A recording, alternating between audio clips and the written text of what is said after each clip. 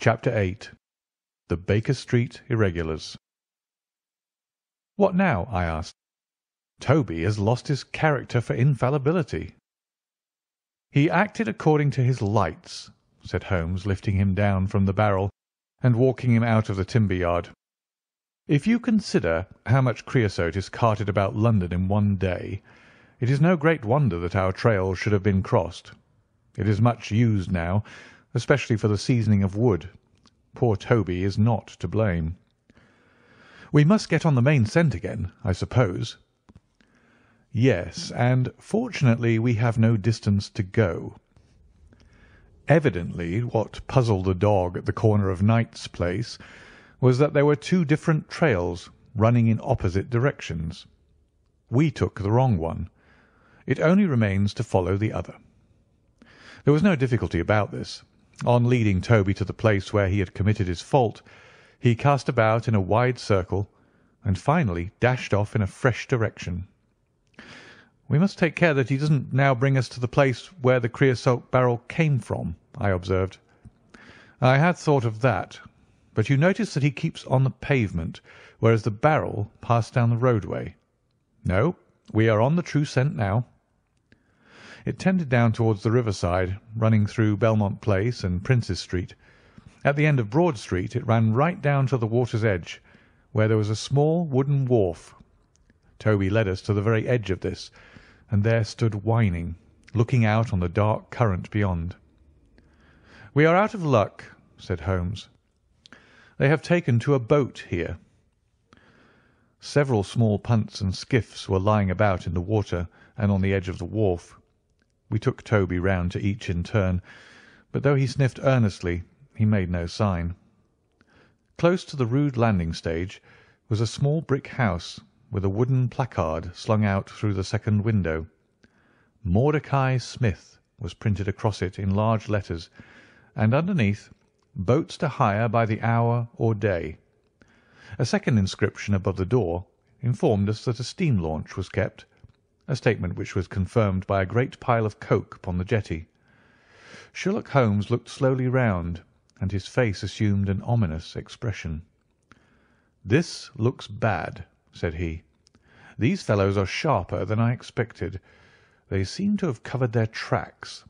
There has, I fear, been preconcerted management here." He was approaching the door of the house when it opened, and a little curly-headed lad of 6 came running out, followed by a stoutish, red-faced woman with a large sponge in her hand. "You come back and be washed, Jack," she shouted.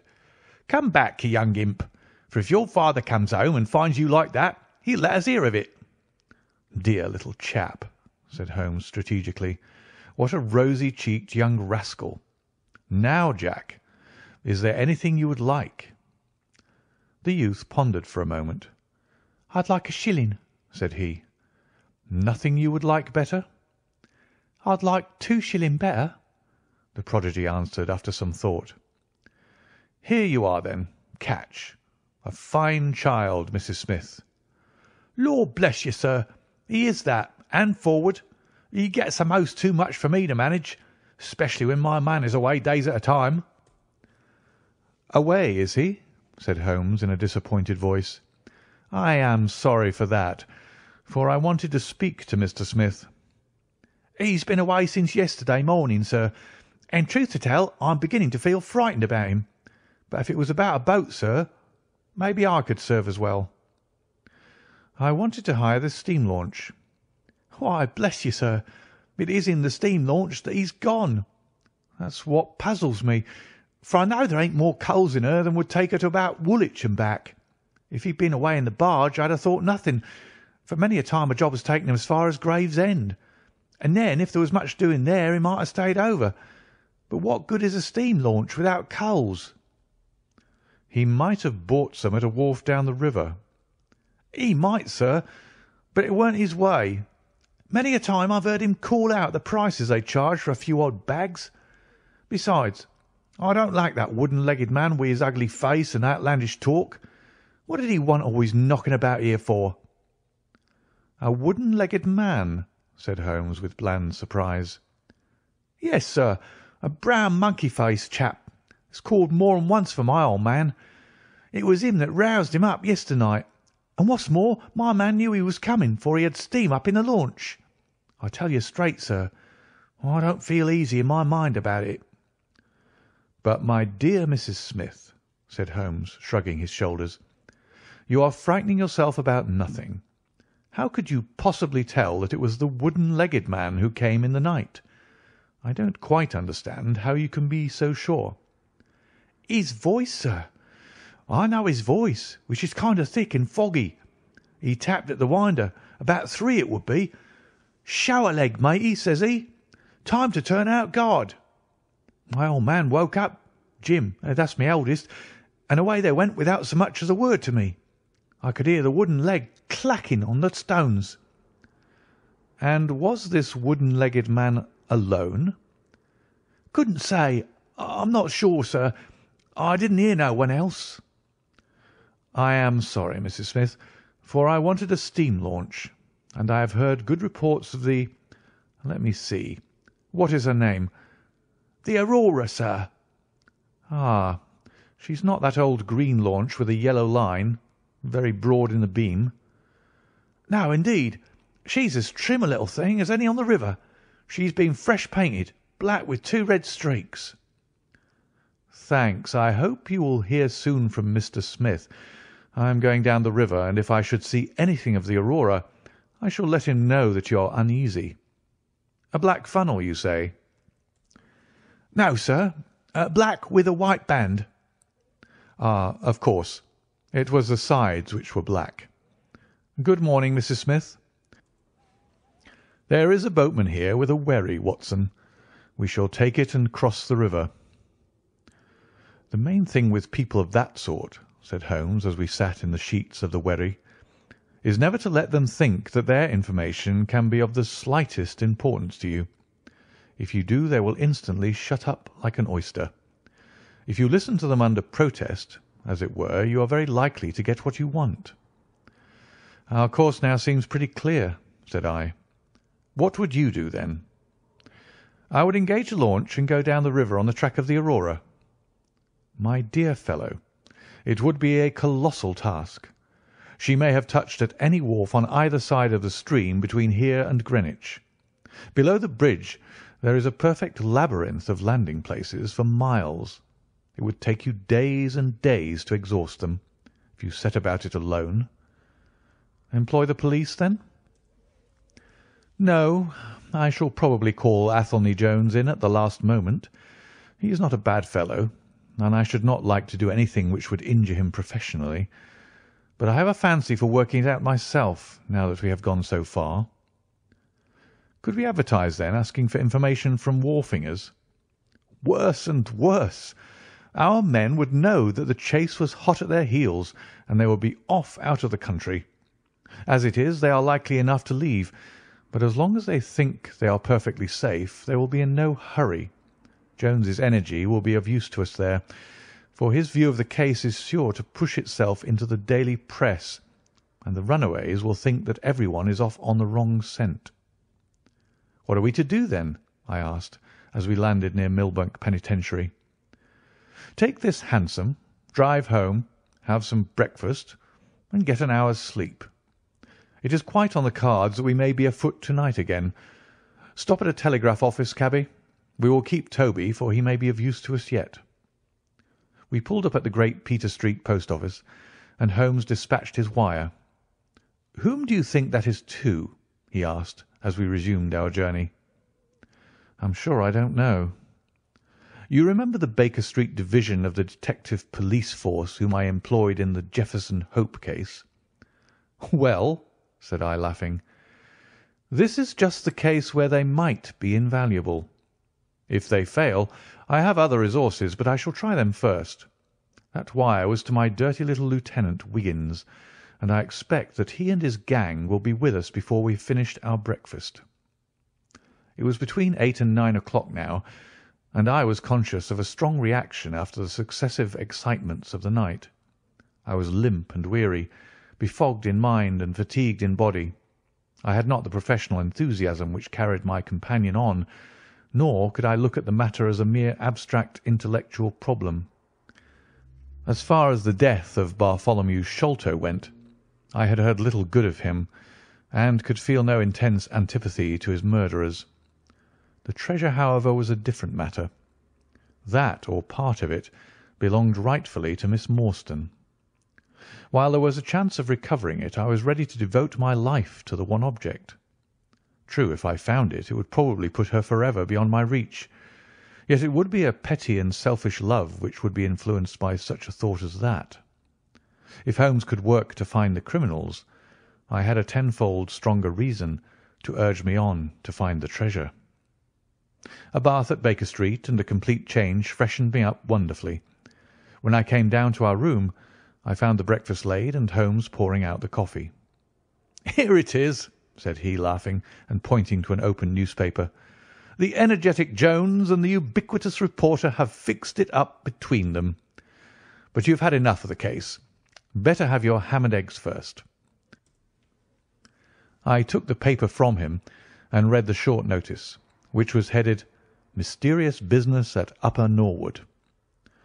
"About 12 o'clock last night," said the Standard, "Mr. Bartholomew Sholto of Pondicherry Lodge, Upper Norwood, was found dead in his room under circumstances which point to foul play.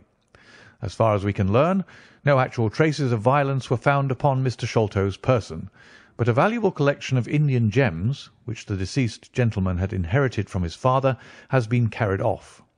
The discovery was first made by Mr. Sherlock Holmes and Dr. Watson, who had called at the house with Mr. Thaddeus Sholto, brother of the deceased. By a singular piece of good fortune, Mr. Athelney Jones, the well-known member of the detective police force, happened to be at the Norwood police station, and was on the ground within half an hour of the first alarm. His trained and experienced faculties were at once directed towards the detection of the criminals, with the gratifying result that the brother, Thaddeus Sholto, has already been arrested, together with the housekeeper, Mrs. Bernstone, an Indian butler named Lal Rao, and a porter or gatekeeper named McMurdo.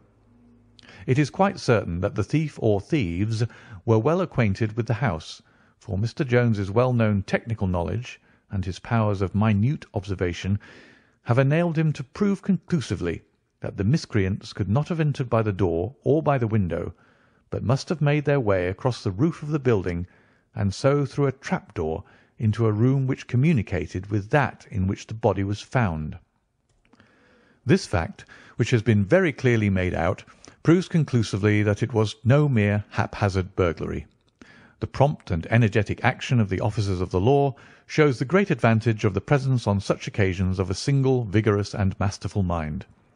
We cannot but think that it supplies an argument to those who would wish to see our detectives more decentralized, and so brought into closer and more effective touch with the cases which it is their duty to investigate. "Isn't it gorgeous?" said Holmes, grinning over his coffee cup. "What do you think of it?" "I think that we have had a close shave ourselves of being arrested for the crime." "So do I. I wouldn't answer for our safety now, if he should happen to have another of his attacks of energy."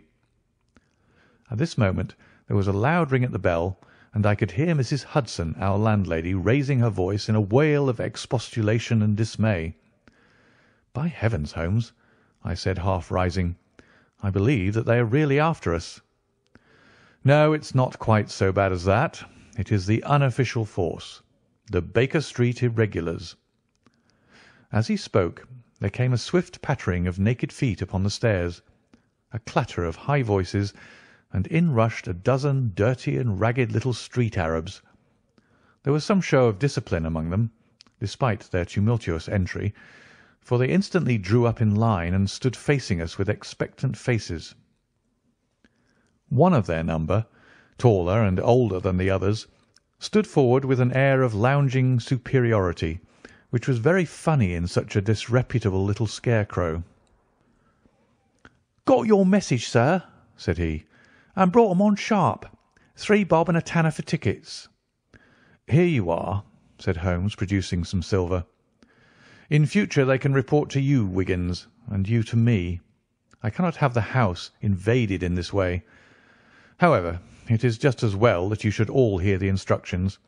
I want to find the whereabouts of a steam launch called the Aurora. Owner, Mordecai Smith, black with 2 red streaks, funnel black with a white band. She is down the river somewhere.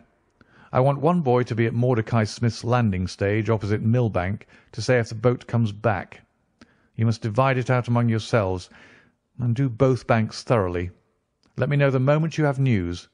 Is that all clear?" "Yes, governor," said Wiggins. "The old scale of pay, and a guinea to the boy who finds the boat. Here's a day in advance. Now off you go." He handed them a shilling each, and away they buzzed down the stairs, and I saw them a moment later streaming down the street.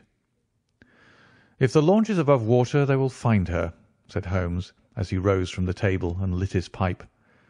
"They can go everywhere, see everything, overhear everyone. I expect to hear before evening that they have spotted her. In the meanwhile, we can do nothing but await results.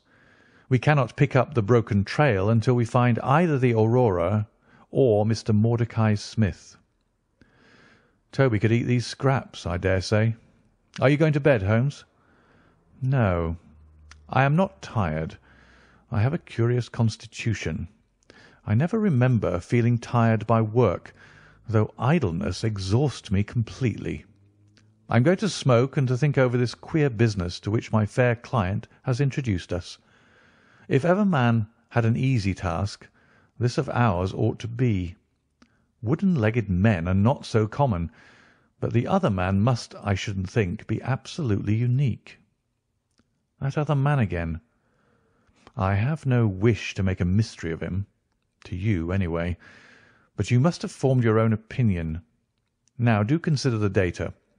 Diminutive footmarks, toes never fettered by boots, naked feet, stone-headed wooden mace, great agility, small poisoned darts. What do you make of all this?" "A savage!" I exclaimed. "Perhaps one of those Indians who were the associates of Jonathan Small." "Hardly that," said he. "When first I saw signs of strange weapons, I was inclined to think so. But the remarkable character of the footmarks caused me to reconsider my views. Some of the inhabitants of the Indian peninsula are small men, but none could have left such marks as that. The Hindu proper has long and thin feet. The sandal-wearing Mohammedan has the great toe well separated from the others, because the thong is commonly passed between. These little darts, too, could only be shot in one way. They are from a blowpipe. Now then, where are we to find our savage?" "South American?" I hazarded. He stretched his hand up and took down a bulky volume from the shelf. "This is the first volume of a gazetteer which is now being published. It may be looked upon as the very latest authority. What have we here? Andaman Islands, situated 340 miles to the north of Sumatra in the Bay of Bengal. Hum. What's all this? Moist climate, coral reefs, sharks, Port Blair, convict barracks, Rutland Island, cottonwoods. Ah, here we are. The aborigines of the Andaman Islands may perhaps claim the distinction of being the smallest race upon this earth, though some anthropologists prefer the Bushmen of Africa, the Digger Indians of America, and the Terra del Fuegans. The average height is rather below 4 feet, although many full-grown adults may be found who are very much smaller than this. They are a fierce, morose, and intractable people, though capable of forming most devoted friendships when their confidence has once been gained. Mark that, Watson. Now then, listen to this. They are naturally hideous, having large misshapen heads, small fierce eyes, and distorted features. Their feet and hands, however, are remarkably small. So intractable and fierce are they that all the efforts of the British official have failed to win them over in any degree. They have always been a terror to shipwrecked crews, braining the survivors with their stone-headed clubs, or shooting them with their poisoned arrows. These massacres are invariably concluded by a cannibal feast. Nice, amiable people, Watson. If this fellow had been left to his own unaided devices, this affair might have taken an even more ghastly turn. I fancy that, even as it is, Jonathan Small would give a good deal not to have employed him. But how came he to have so singular a companion? That is more than I can tell. Since, however, we had already determined that Small had come from the Andamans, it is not so very wonderful that this islander should be with him. No doubt we shall know all about it in time. Look here, Watson, you look regularly done. Lie down there on the sofa and see if I can put you to sleep." He took up his violin from the corner, and as I stretched myself out he began to play some low, dreamy, melodious air. His own, no doubt, for he had a remarkable gift for improvisation. I have a vague remembrance of his gaunt limbs, his earnest face, and the rise and fall of his bow. Then I seemed to be floated peacefully away upon a soft sea of sound, until I found myself in dreamland, with the sweet face of Mary Morstan looking down upon me.